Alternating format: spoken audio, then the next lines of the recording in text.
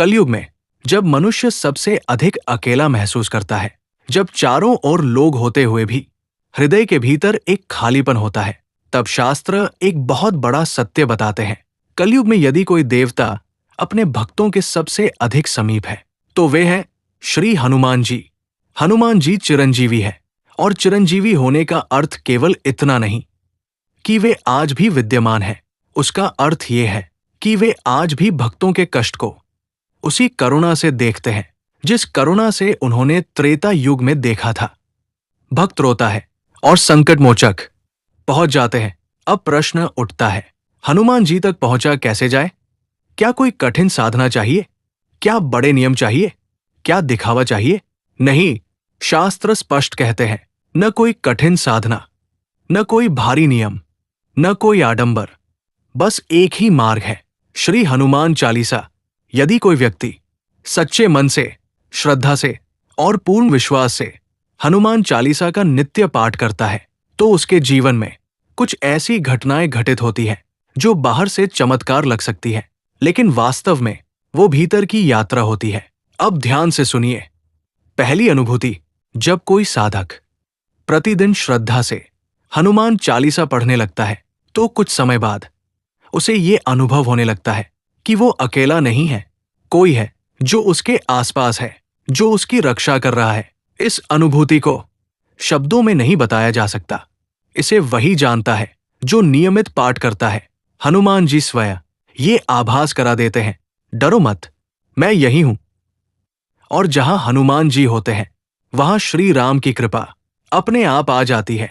दूसरी अनुभूति, धीरे धीरे ऐसा होता है कि बिना हनुमान चालीसा पढ़े दिन पूरा नहीं लगता, मन अशांत रहता है, अधूरापन सा लगता है, और उसी के साथ व्यक्ति के वचनों में बल आने लगता है, उसकी बातों में वजन आ जाता है, क्योंकि हनुमान जी अष्ट सिद्धि और नवनिधि के दाता है, और जो उन्हें सच्चे भाव से पूछता है वे उसे अपने जैसा बना देते हैं, निडर, तेजस्वी और सेवाभावी। लेकिन एक बात सदैव स्मरण रखना, हनुमान चालीसा पढ़ते समय मन में केवल श्री राम होने चाहिए, क्योंकि हनुमान जी का हृदय केवल राम नाम से धड़कता है। तीसरी अनुभूति, जो लोग गुरु कृपा को मानते हैं, जो बालाजी के भक्त हैं, उन्हें भी यही मार्ग बताया गया है। गुरु कहते हैं, जो कहना है हनुमान जी से कहो। हनुमान चालीसा का नित्य पाठ आपको स्वतः श्री राम नाम की ओर ले जाता है, और जहां राम नाम है वहां जीवन का मार्ग अपने आप सीधा हो जाता है। ऐसा साधक न भटकता है न डगमगाता है। चौथी अनुभूति, जैसे जैसे साधक इस मार्ग पर आगे बढ़ता है उसका झुकाव संसार से हटकर आध्यात्म की ओर होने लगता है। मन सात्विक हो जाता है, विचार शुद्ध होने लगते हैं, और फिर ये देखा जाता है कि जहां वह जाता है वहां कार्य सफल होने लगते हैं, क्योंकि जिसके सिर पर श्री राम और श्री हनुमान का हाथ हो उसकी पराजय कैसे हो सकती है? अब कुछ और अनुभव सुनिए। हनुमान चालीसा का सबसे पहला प्रभाव है मन की शांति। डर, चिंता, नकारात्मकता धीरे धीरे स्वयं दूर होने लगती है। यदि रात में डर लगता हो, नींद में घबराहट होती हो, तो सोने से पहले हनुमान चालीसा पढ़िए, मन शांत हो जाएगा।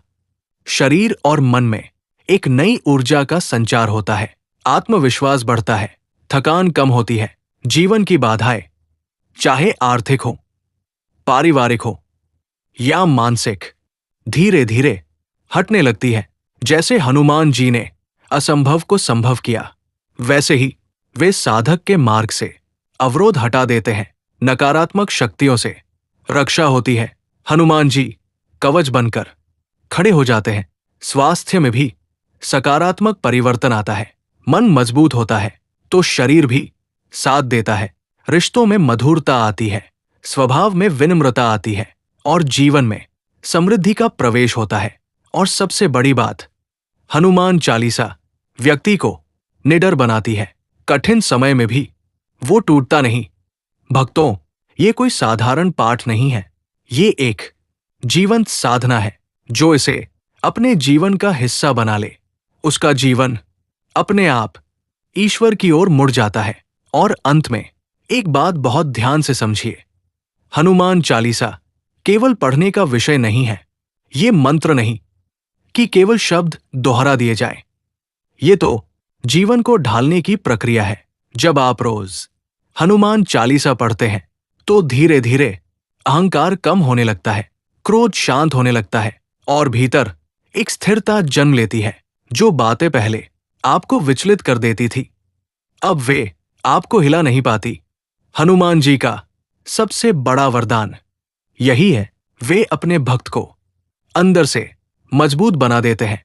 और जब मन मजबूत हो जाता है तो परिस्थिति अपने आप छोटी लगने लगती है। यदि जीवन में कोई रास्ता समझ में ना आ रहा हो, यदि निर्णय कठिन लग रहे हों, यदि मन बार बार टूट रहा हो, तो बस इतना कर लीजिए, प्रतिदिन पूरे भाव से श्री हनुमान चालीसा का पाठ कीजिए। कोई अपेक्षा मत रखिए, कोई मांग मत रखिए, बस इतना कहिए, हे बजरंगबली, मुझे सही दिशा में चला दीजिए। जय श्री राम, जय बजरंगबली।